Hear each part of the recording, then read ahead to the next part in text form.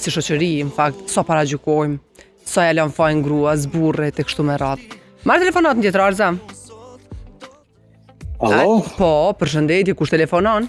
Përshëndetje, një shikues nga Suedia. Më thuaj, lutem, shikuesi nga Suedia. Sa i përket temës?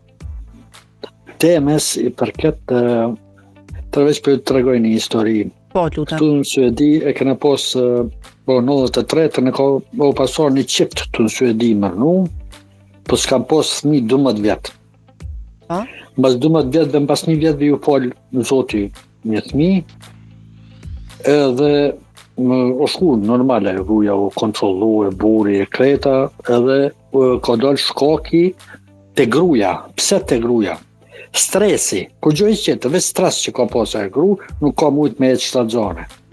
Edhe ka pas qëtë shumë problem në shtëpitë e buri atje, para se marrën në Suedi, që pa marrë parament, që shme thonë, pi vjehrës e pi kunatave, pi qapodijune atje, veç pi qasajnë nuk ka mujtur me jetë shtaxone.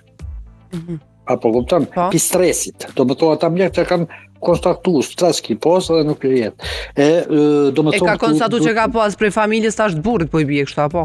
Po që ashtu për bjerë, se edhe ai burri vetë nuk ka pas tregu, që kom pas shok, ka tregu që u kom punë e kreta, amo, këto sende ka edhe problem mundet, dy parë du të mi fajsu, edhe burin edhe grun, po jo mi alon grus fojin, jo grus mi alon fojin. Faleminderit shumë. Shka përsa. Faleminderit shumë, shëndet. Ne po e dim që do të kam faj, po tash Arnesa, kur tha po flasim edhe kona atëhershme pak a shumë, mu më pëlqeu shumë, sepse ne dim që i fajsojnë gratë, tash kur po marrë